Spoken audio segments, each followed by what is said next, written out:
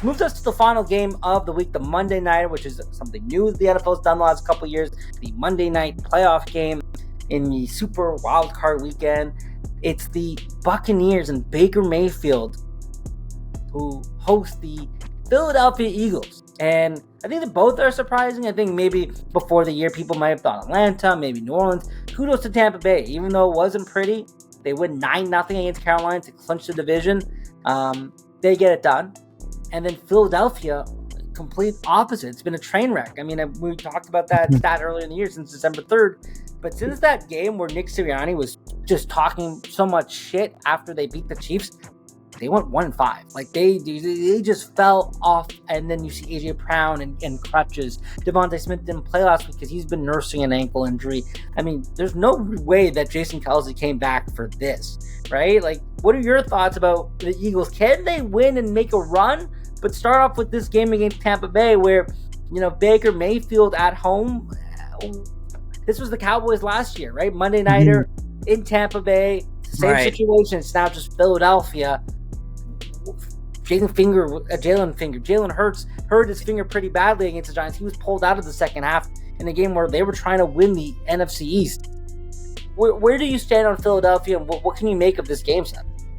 Look, I mentioned it earlier in the podcast. What's amazing about the postseason is that you can reshape any narrative that you had going into the playoffs. And the Eagles desperately need to do that. They need to show their dominant self. The team that for most of the season looked like they're Super Bowl contenders needs to just magically reappear because they lost that for whatever the reason was. Since that game, as you mentioned, against Kansas City, it has gone downhill. The trajectory going into the playoffs is not ideal. And the reality is, teams that go into the playoffs hot usually stay hot. Same thing if a team goes into the playoffs cold, they usually have things that they still are trying to figure out and kinks, and it usually is their demise. But look, there's a lot of chatter about the Eagles right now. A lot more than we thought there was going to be in terms of, 5-6 weeks ago.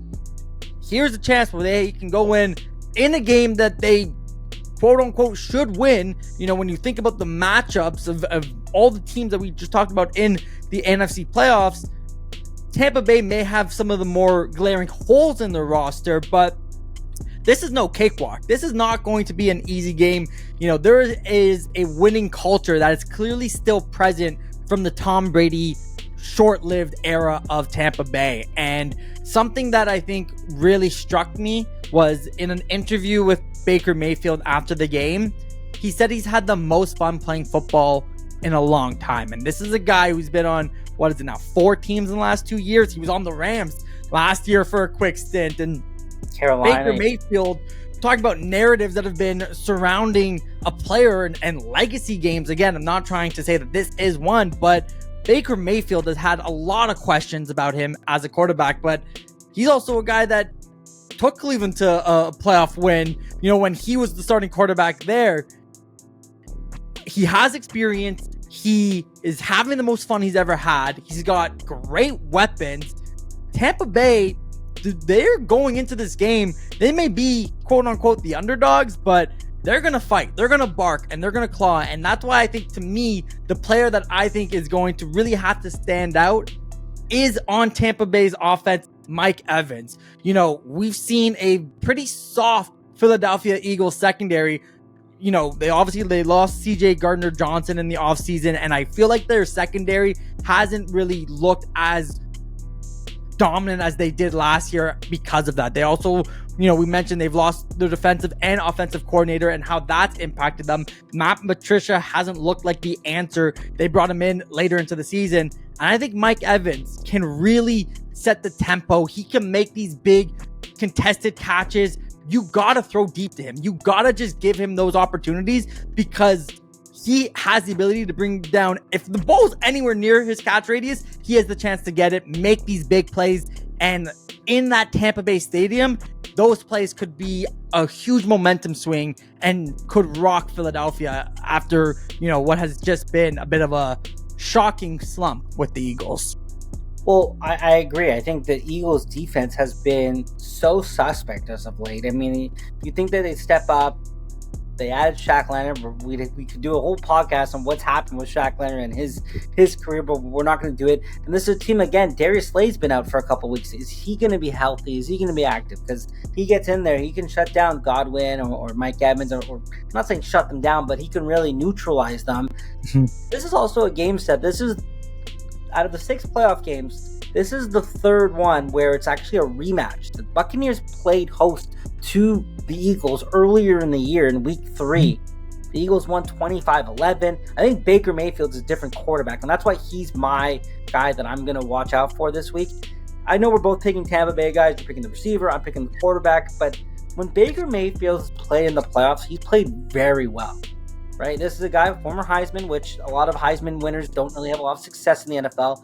Started off with that game against Pittsburgh where on the first play, Ben Roethlisberger had the ball go over him and it was a touchdown off a fumble. And then Cleveland just marched down the field every single time. Jarvis Landry was making plays and, they were just lighting it up.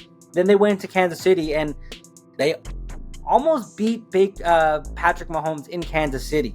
There's that questionable call, which I know Cleveland fans probably still rue, which was that play, and it happened to CeeDee Lamb the other game too, where it's like you get into the end zone and it looks like it's a touchdown, but the ball kind of hits the top and then it fumbles out, right? So it's like that's such a stupid rule in the NFL, and yet that was the turning point in that game, right? Because Cleveland would score, they would have went up. It was second half too. I mean, Patrick Mahomes got hurt.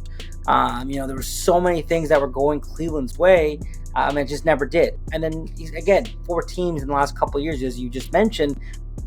Again, I hate to keep saying legacy game, but they brought in Baker Mayfield to be their quarterback after Tom Brady. And there was all this suspect or questioning of like, oh, maybe they'll be going with Baker Mayfield or maybe they'll go with someone else. And there's just so many questions, and they started with Baker Mayfield, and he kind of got some great games in and some poor games in, but ultimately, as you mentioned, he did finish pretty strong.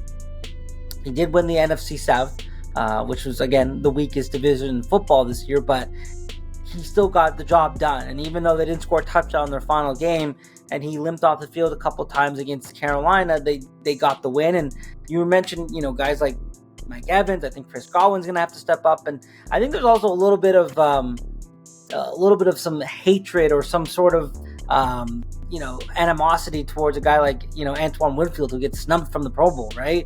He's got a chip on his shoulder, and Eagles are coming in with some banged up receivers. Dallas Goedert has not been great all year. He was banged up earlier in the year, and I like what I've seen from DeAndre Swift this year. I thought he was very productive as well, but I think in terms of what the Eagles have on the outside, that's going to be a matchup I'm going to be watching as well, but it really comes down to Baker versus Jalen. Jalen's going to use his legs. Baker's going to have to make some key plays, and the important thing is not to turn the ball over, because Tampa Bay has a very good defense, and they played well for the most part of this year. So if Baker Mayfield can get them in positions where they can put up points, whether it's field goals or touchdowns, that defense could really put their clamps in and attack the quarterback.